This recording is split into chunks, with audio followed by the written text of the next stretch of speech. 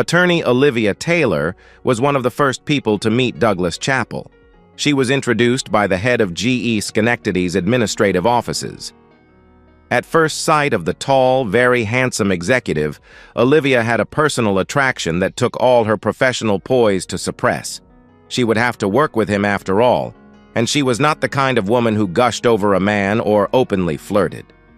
Douglas Chappell was the new chief of the real estate tax division of GE Schenectady.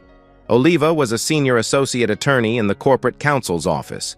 The real property group was a separate but associated office at GE Schenectady. Doug wasn't Oliva's boss, and he wasn't exactly above her in the corporate strata. However, he was a rising star, and one clearly destined for great advancement. He was also amazingly handsome and possessed that unique set of personal attributes defined as charisma. His arrival sent a shockwave through the female staff of GE Schenectady, from the women in the production plants to those in the executive suites. The legal division was mostly female-staffed. At both the clerical and professional levels, it was particularly affected. At first, Olivia paid the whispering and speculations among her female co-workers only scant attention. It wasn't that she was unaffected, but she simply refused to let herself go down that kind of path. As the rumors of Doug's bedroom skills and his extraordinary endowment grew, she became more interested, notwithstanding her resolve. She watched her female associates, and even her own secretary Julie Stevenson, shamelessly flirt with Doug Chappell, but Olivia resisted such silly female behavior. After all, she was an attorney and a married one at that. She had advanced enough in her career to have acquired a pretty side-hall colonial house in Delmar not far from the elementary school. This was a prelude to starting a family, which was something she and her husband David were discussing. In her typical fashion, Olivia had put a good bit aside for the eventuality of children. She was a planner and meticulous in preparation for each of the defined stages of her life. To some, her marriage to David at the end of college and before law school might have seemed precipitous, but in fact, it was part of a carefully considered strategy. David began teaching middle school science while she went to law school. David put off his career ambition of becoming a marine biologist. He had envisioned himself living on a boat in a more southern climate. That was the kind of romantic dream David was prone to, and a substantial part of what endeared him to his more practical wife. As their married life turned out, David enjoyed teaching, and in the last 2 years, he returned to graduate school nights and summers. However, with their 2 incomes, the couple were now well prepared for becoming parents. David's dream would stay just that. A dream that was beached on the bank of the Upper Hudson River.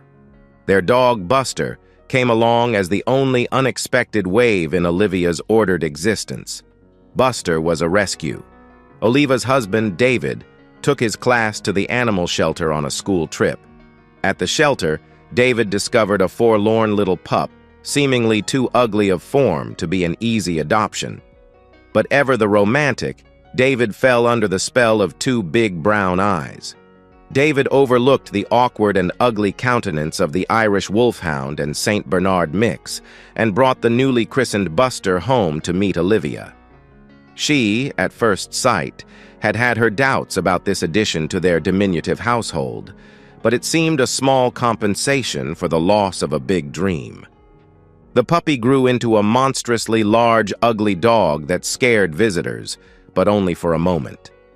Buster was an affectionate giant whose only threat was that he might lick you to death. Olivia had found herself loving the great beast almost as much as she loved her husband. They were 2 big, lovable creatures who looked odd and fierce, but were loving and beautiful within.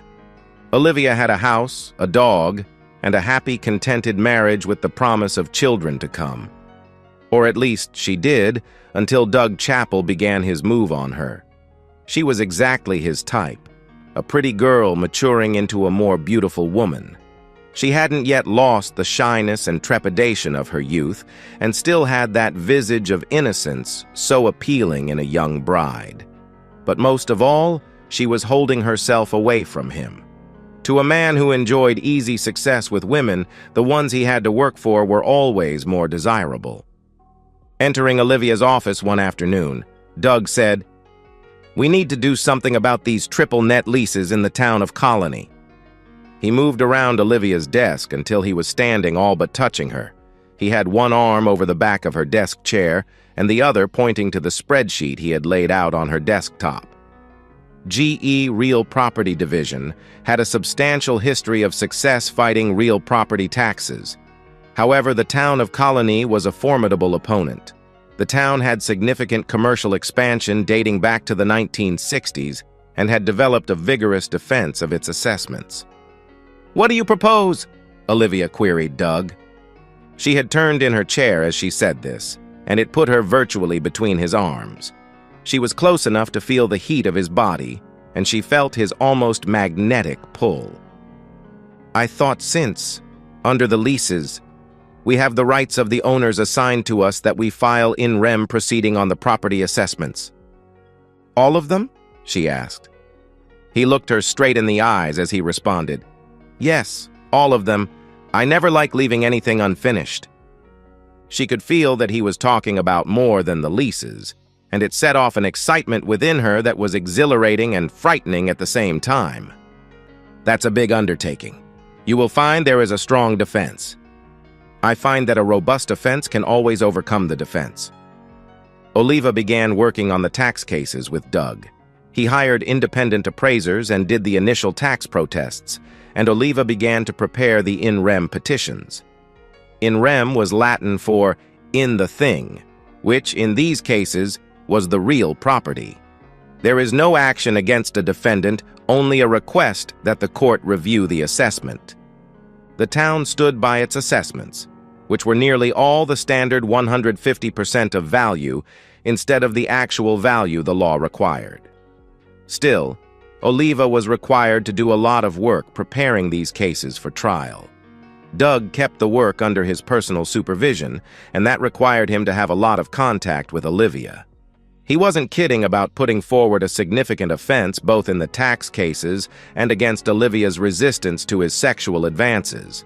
She fought hard, even though she wanted nothing more than to capitulate at his first advance. She was a normal woman with all the desires a woman can have, but adding to her problem was her own inexperience.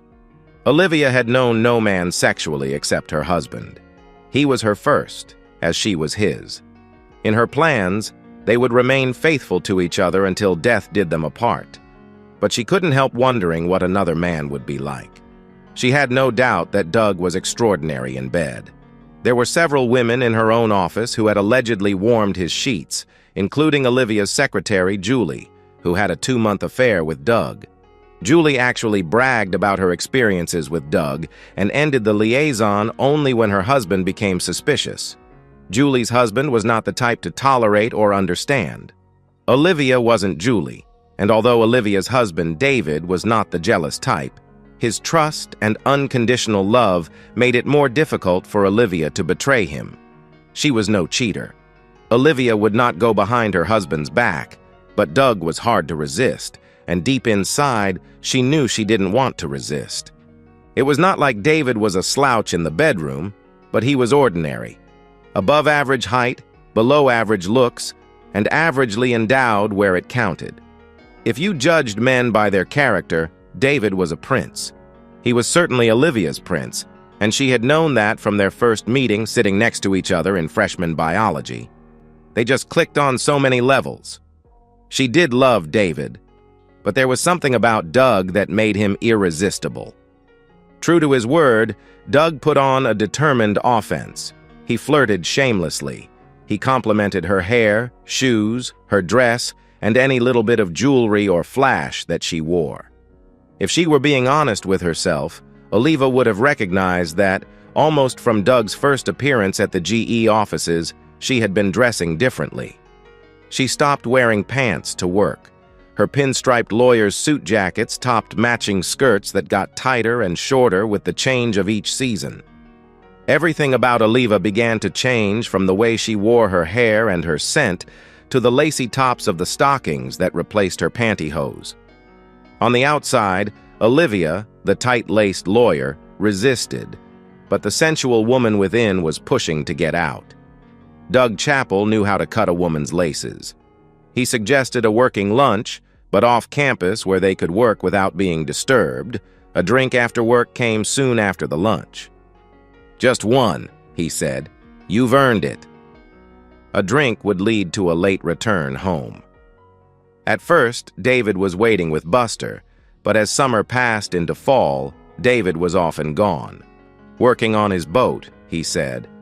The first summer teaching, he had acquired a little sunfish and learned to sail on Lake George. Eventually, David went to work summers at the Albany Yacht Club, earning little more than minimum wage. Oliva figured it kept some portion of his dreams alive. It added to the funds they were setting aside to start a family, a kind of baby fund. Oliva couldn't object that David was gone when she was so often late, but Buster was always there to greet her with a quizzical look, or was it an accusatory look? If Buster knew her inner conflict and how dangerously she was walking toward the edge, he couldn't say. If David suspected, he was pretending not to notice. Things were clearly building towards a crescendo when the long New York winter set in with an October ice storm. David had been having what he would describe as an off day. It wasn't that he hated teaching. In fact, he enjoyed the challenge. It is a far more difficult profession than people realize. There is a tremendous amount of politics with a small p. You have to listen to the nonsense that the school administrators give you and then figure out how to do the job despite them. You have to deal with the machinations of your fellow teachers, listen to their complaints, and avoid getting involved in their personal lives and professional resentments. Then there are the parents who are either too involved in their children's lives or too indifferent, for there is never a happy medium. Finally, there is the job itself.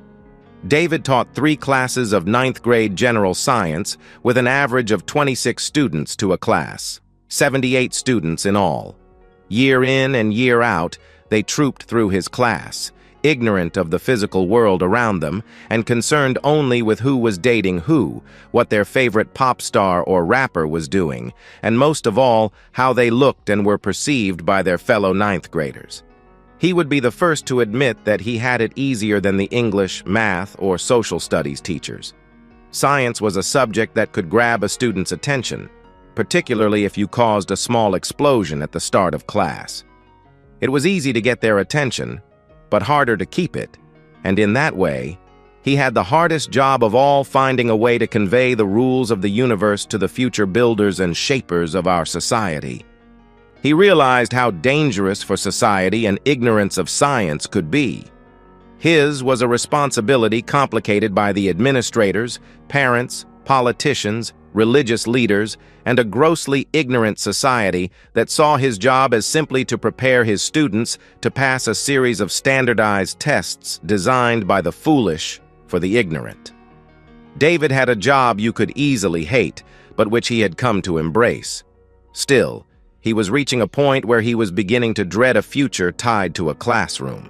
He longed for his lost dreams and sailed his little boat on the cold Hudson when the weather permitted. Unfortunately, the weather was terrible that October day. Overlapping layers of cold and moisture in the atmosphere brought neither rain nor snow, but sheets of ice that covered the roads, trees, and utility lines. By noon, an emergency declaration had closed the schools and most businesses. He knew that Olivia's Audi was no match for this weather, so he drove his old diesel Ford pickup over to get his wife. Her Audi could sit in the company lot overnight, and he would drive her safely home and back to work the following day. David arrived at the GE campus in Schenectady at mid-afternoon.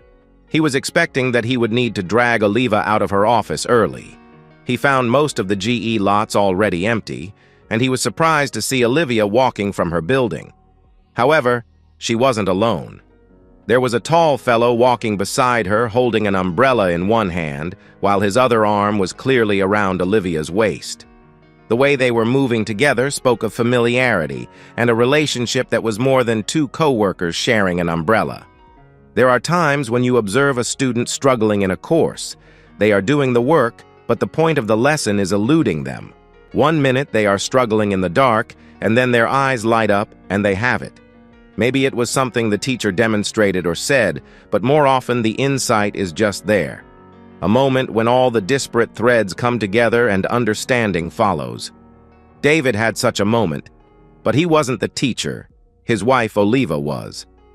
As she crossed a bit of icy pavement, Olivia leaned into the strange man she was walking with, putting her head to his chest and her arm firmly around him. It might have been the prudent act of a woman trying to avoid a fall, but her actions were far too comfortable. There was no hesitation. She was a married woman clinging to a man who was not her husband, but she showed no awkwardness or unease. At that moment, David knew the meaning of all the little signs that he had seen, but not recognized until that instant. The way she had been dressing for work, the vague, distracted manner she had been displaying at home for months, and her being seriously and consistently late in getting home. It should have been obvious before, but he had been unsuspecting. He had been naive and blinded by love. His first inclination was to drive away, but that wasn't who he was. He turned his truck and pushed gently on the gas pedal, bringing his truck between the couple, beneath the umbrella, and the entrance to the parking lot. Oliva and Doug looked up as the truck stopped blocking their way. Doug looked as if he would curse David out, but before he could, David rolled down the window and leaned out. "Thought my wife could use a lift home," David said. He could see that the man holding the umbrella swallowed whatever expletives he was about to utter. Oliva just stood frozen, her mouth gaping open. David leaned out the truck's window into the freezing rain.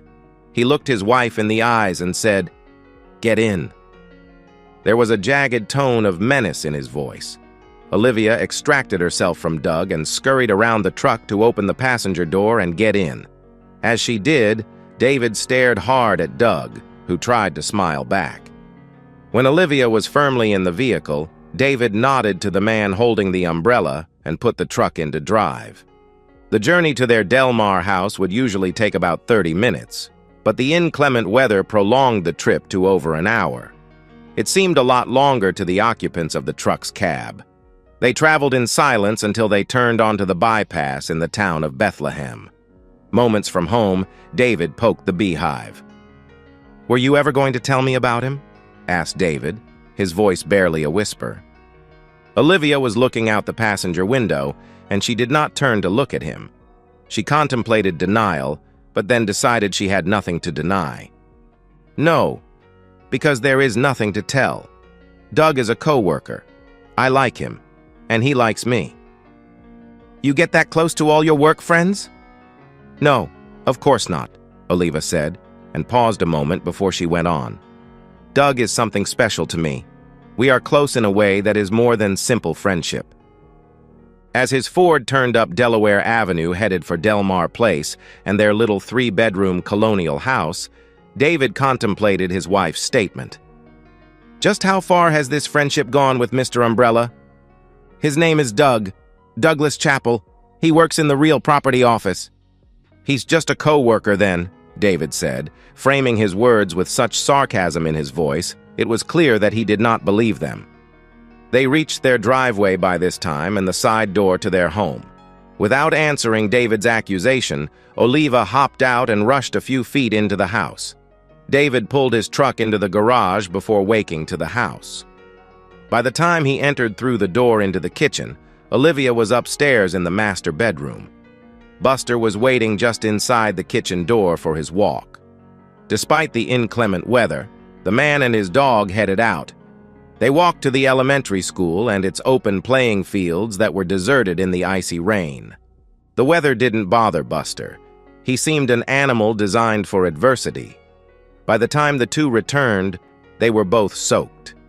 They descended through the side door into the basement, where David threw his wet clothes in the wash and removed clean ones from the dryer.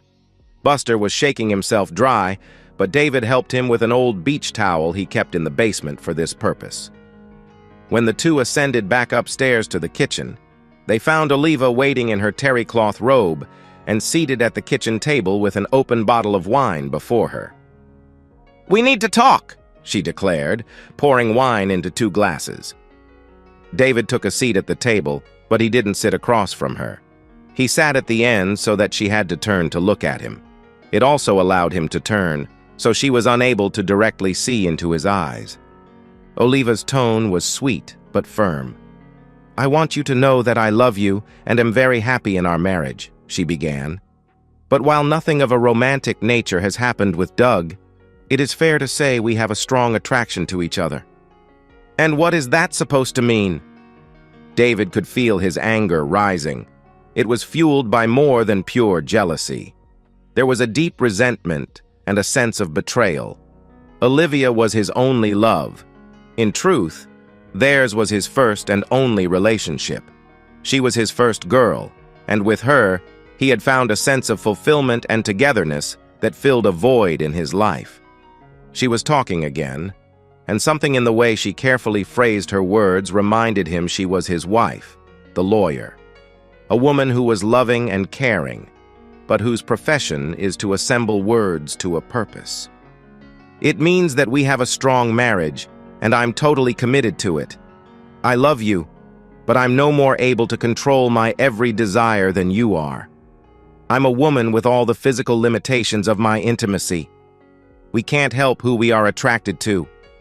I have known no other man but you. That I'm tempted by Doug is a fact. I can't deny it." "And?" he said. "Because there is something more, so say it." She sighed. "This isn't easy. I've given it a great deal of thought, and I need to get Doug Chappell out of my system. It is too hard working with him every day and not knowing what he would be like." "Like?" he prompted. "You're the only man I've ever been to bed with. He is supposed to be spectacular. I can't help being curious, and he's let me know that he wants me. Yet I haven't even kissed him, and I won't, unless—" She let that last word hang in the air, but David had turned away while she was speaking, and with her last word, he rose and said, "Buster needs feeding." Olivia let the matter drop. She was caught between the love she had for her husband and the desire she had as a woman. It had been 3 weeks since the ice storm. The climate had changed, and it was an unusually warm November. The weather seemed to become more unpredictable each year. There was a late-season hurricane in the Caribbean, but between Oliva and David, there was a hard freeze. They had been barely speaking since the talk, or rather Olivia's monologue at the kitchen table. When Oliva returned to work after the storm, Doug wanted to know what had happened with David. "He wasn't violent?" Doug asked. "Was he?" "No, he was shocked, I guess, and certainly hurt. He's not a violent man." "Well, it seemed to me that he had murder in his eyes," Doug claimed. "No, he's just hurt. I hurt him," Oliva said as she walked away. Doug was not a physically brave man, and David's appearance belied his mild temperament. This was unlike Julie Stevenson's husband, Louis, whose short stature and slight build concealed a violent temper. Thanksgiving came and went, and soon Christmas was upon them and the office holiday party. It was a small affair, just the one building and devoid of alcoholic stimulation. Still, everyone made an appearance, even if brief. By that December, Doug had already had his way with the majority of the more attractive females at GE Schenectady. None of the ladies had complained. It was only his conquest of Oliva that had failed to succeed, but the contest was not yet over. Since the unfortunate and untimely appearance of her husband on that icy October day, Olivia had kept her distance. But with the passage of time, things began to look promising again. Doug managed to catch Olivia just outside her office as the party began to break up. The next thing she knew, they were in her office with the door closed and making out. "I can't," she said, pulling away. "Why? You said your husband wouldn't give us trouble." "It's still cheating. I owe David better than that." "And what do you owe yourself?" he said. "You know what you want. You can't deny this." He pulled her into a tight embrace and kissed her. Try as she might, she responded and put the heat of her barely containable passion into her kiss. It took all her will to break away.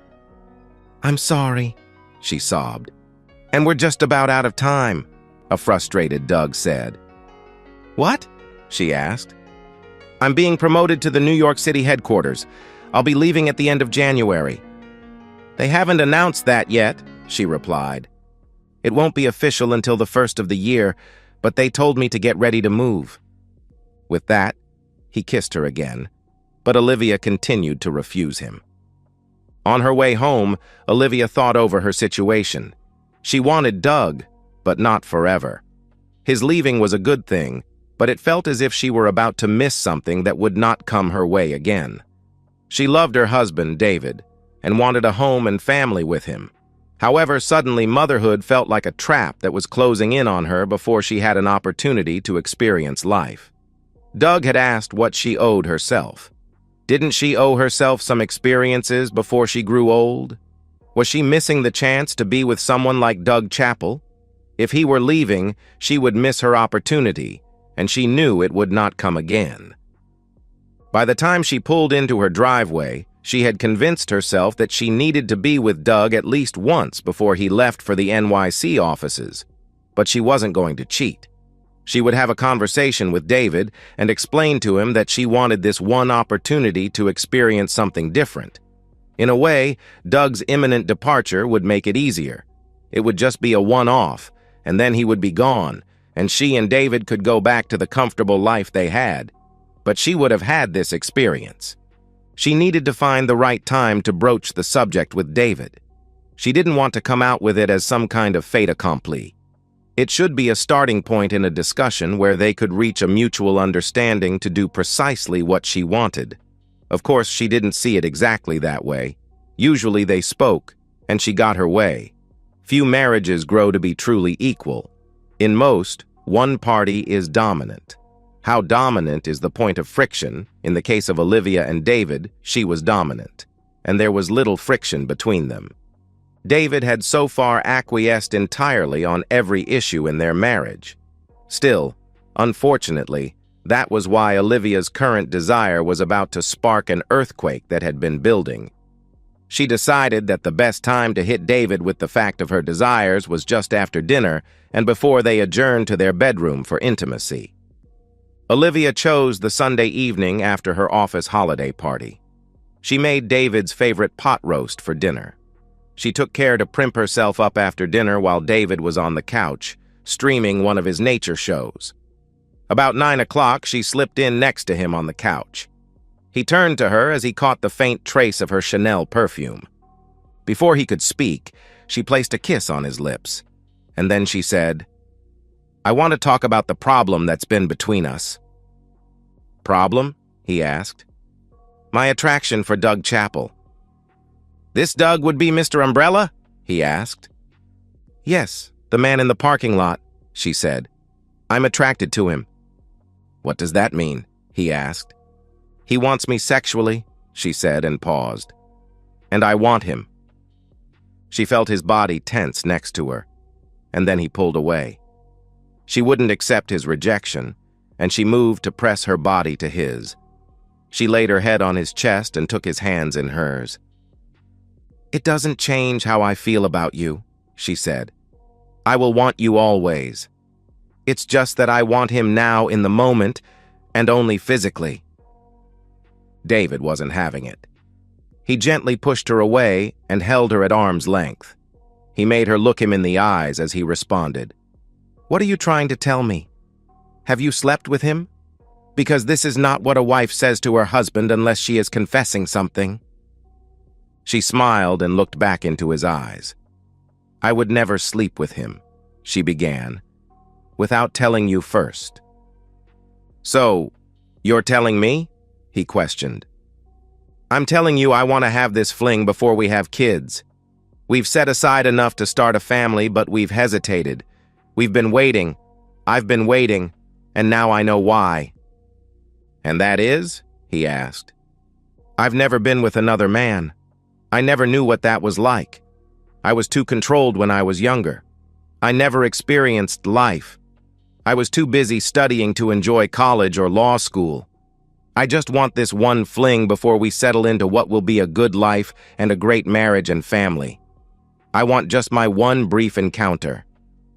"You want to have an affair with Mr. Umbrella," he all but shouted. "No, only an encounter.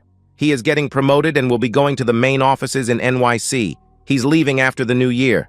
I want only a few days with him right before he leaves. A weekend and nothing more."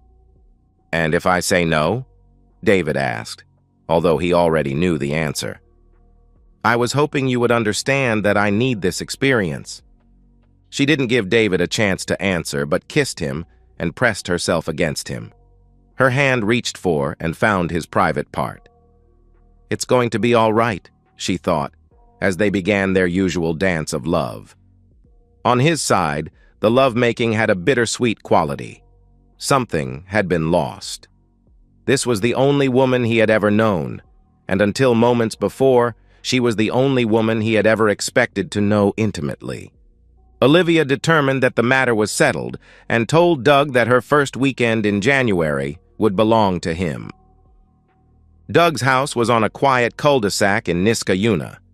It was a modest house for the neighborhood, a 3-bedroom split level in a neighborhood that favored 5-bedroom center hall colonials.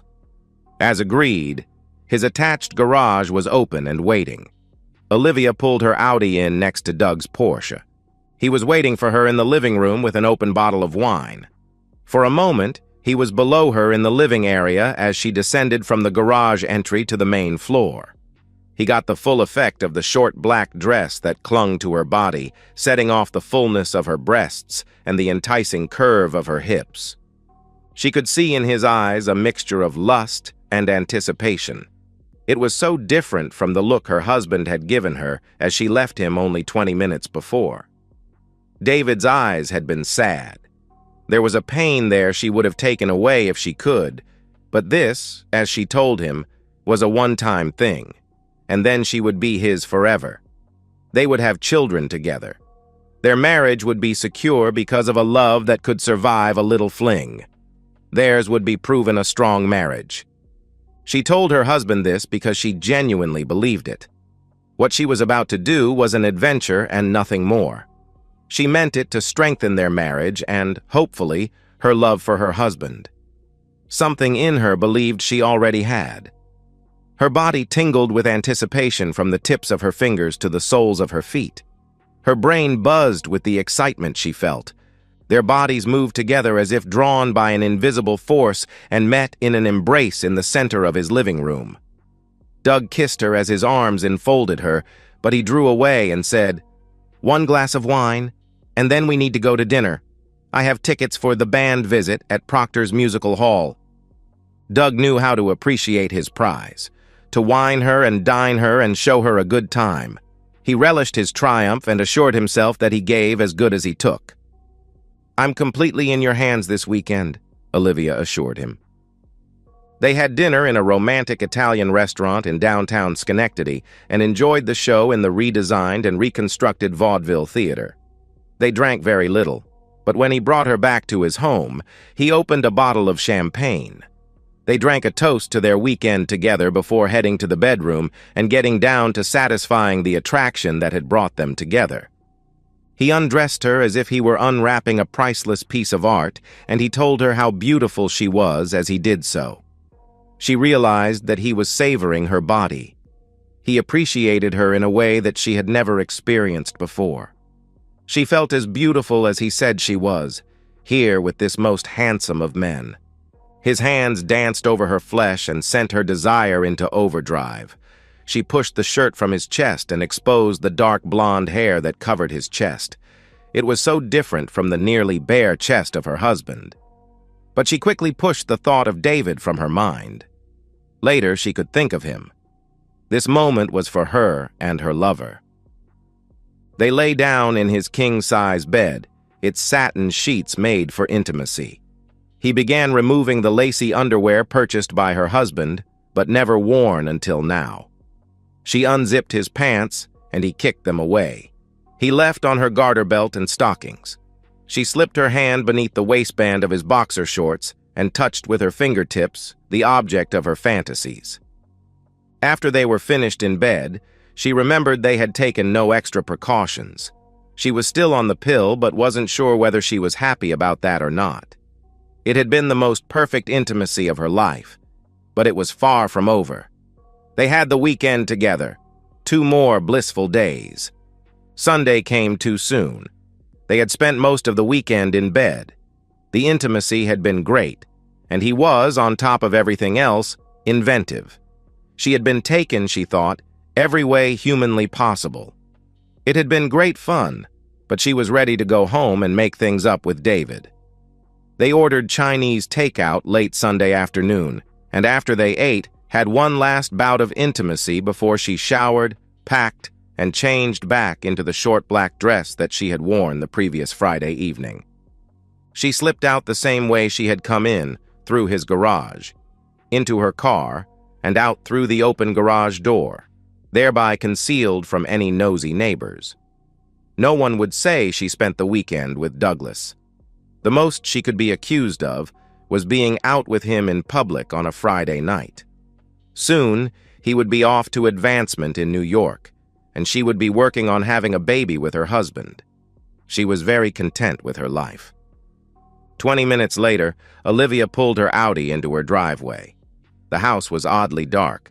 The porch lights were out, and she didn't see David's truck. She assumed David had moved his truck into the garage. Opening the side door, she looked for Buster to greet her return, but he was not at the door. She called out, "I'm home!" She expected Buster to come running, but no dog appeared. She entered the kitchen and then the living room. Both were empty. She called out again, "David, I'm home!" There was no answer, only silence. They must have gone for a late walk, she told herself. David must be in a down mood. He always walks Buster late when he's feeling low. She went to the refrigerator for ice, and then she poured herself a glass of scotch. She checked the bottle to see if David had been drinking, but it was nearly full. She sat down on the living room sofa and pulled her legs up and settled into the comfortable corner. She was very tired, but she knew she needed to wait for David's return to show him that nothing had changed, except perhaps that her love for him would be greater. From here forward, he would be treated like the prince of the man that he is. Despite her best intentions, Oliva fell asleep. She woke to the ringing of the front doorbell. The front hall is right off the living room, and the front doorbell can be loud. Oliva was surprised to see that daylight was pouring through the front windows. She must have fallen asleep. As she reached the front door, her mind told her something was wrong. It was Buster. He wasn't jumping up and down by the door. "Where is Buster?" her sleepy mind thought. Opening the door, she found a tallish woman whose hair was tightly pulled back. She wore a cheap, dark pantsuit. "Olivia Taylor?" the woman asked. "Yes, may I help you?" Olivia replied. "Mrs. David Taylor?" she asked. "Yes. What is this about?" "I'm Detective Sylvia Marks," the woman announced, flashing a gold badge. "May I come in? I need to ask you some questions." Olivia instinctively stepped back to allow the detective to enter, but then it hit her. "Oh no!" Olivia exclaimed. "Did something happen to David?" Detective Marks proceeded into the living room where she turned and gave Olivia a head-to-toe look-over. Olivia was still wearing the clothes she had returned home in the previous evening, the short black dress she had worn to dinner with Doug. Oliva realized how inappropriate her dress was for the early morning and felt exposed and embarrassed. "Not that I'm aware of," the detective replied. "I'm here about Douglas Chappell." "Doug? I mean Mr. Chappell, what about him?" she asked. Olivia felt very exposed and confused, which apparently was what the detective desired. "He was attacked last night as he put his trash out in front of his home," the detective began as she pulled a small notepad from her pocket. "He claims to have been jumped by a man wearing a ski mask and wielding a small club." "Oh my God, you're here because you suspect David?" Olivia asked. "Actually, no," Detective Marks said with a bit of a smile that she could not suppress. The corners of her mouth turned up as she said, "David Taylor has been eliminated as a suspect, although I will admit in the circumstances he was our first thought. particularly since Mr. Chappell was so quick to tell us he had spent the weekend with you." Detective Marks's smile had turned into a bit of a smirk. Olivia felt sick and went to sit down on the couch, but ended up all but collapsing into it. Detective Marks followed suit and sat down on the edge of a wingback chair facing Olivia. "You said my husband was not a suspect?" Olivia asked, her voice trembling a bit. "No. The manager and staff of the Albany Yacht Club say he launched his boat, the Amor, into the river yesterday afternoon and sailed south. Considering the time of year, they thought it best to keep track of him by his VHF radio, and they can place him in the Hudson around Poughkeepsie at the time of the attack." "Boat?" Olivia asked, having begun to regain some of her professional composure. "He took his little sailboat out on the river in January?" Olivia finished incredulously. Detective Marks referred to her notebook. Flipping a page, she said, "A 38-foot Catalina, according to the yacht club manager. Apparently he purchased it in December and had been getting it ready this last month. They say he is fortunate there is so little ice on the river this winter. They believe he is headed south."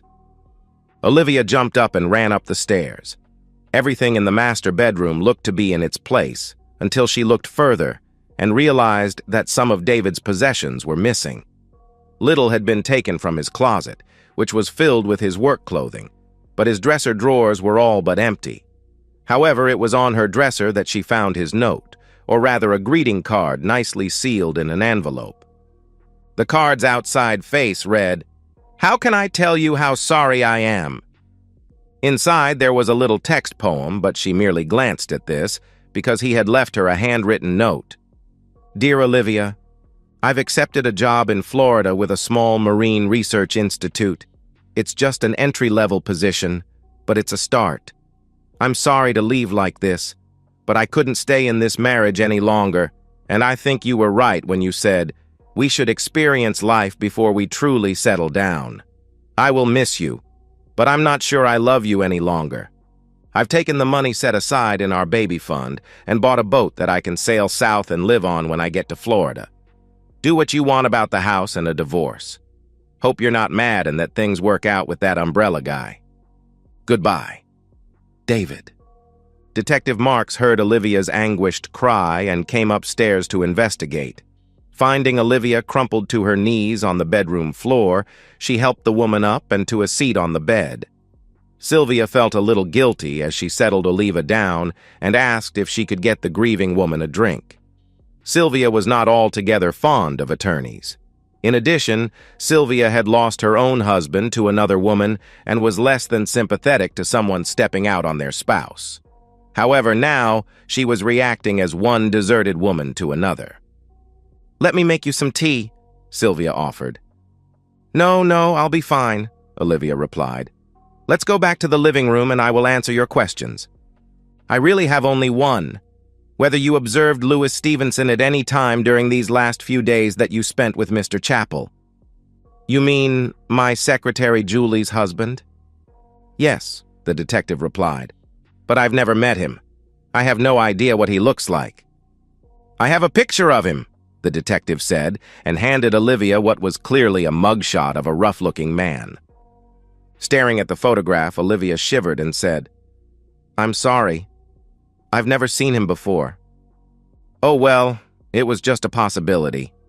The victim couldn't identify him, but I thought if he was stalking you two this weekend, you might have caught a glimpse of him." "I didn't see him stalking us at any time." "Do you think he attacked Doug?" Olivia asked. "Yeah, he's a likely suspect," Sylvia began in a cool, professional voice. "He has a record for assault and a history of jealousy. Once we eliminated your husband, he was the obvious choice. He has an alibi, of course, provided by a group of friends. I was hoping you could place him near the scene so I could break his alibi." "Sorry, but I can't help you. Will Doug be okay?" Olivia asked. "He was beaten rather badly, particularly about the genitals. He's in the hospital, but I would wait a few days to visit him." Olivia nodded as they descended the stairs. "I can't see him for a day or two," Olivia said. "I'm going to have to go after my husband and beg his forgiveness." "That may be difficult," Sylvia said. "He is probably sailing under the George Washington Bridge as we speak." With that last comment, Detective Marks took her leave of the Taylor residence. Detective Marks was wrong in one regard. By the time she left his former home, David Taylor and his dog Buster, aboard the 38-foot yacht Amor, had passed the Statue of Liberty and exited New York Harbor. Then, David made a starboard turn to head south by southeast and put New York on his stern and his marriage in his past. And that's the end of today's story. If you enjoyed it, please give this video a thumbs up and drop a comment below. Your support helps the algorithm push my content further. If you're new to the channel, don't forget to hit that subscribe button. It really helps me keep creating more stories for you. Thanks for watching, and I'll see you in the next one.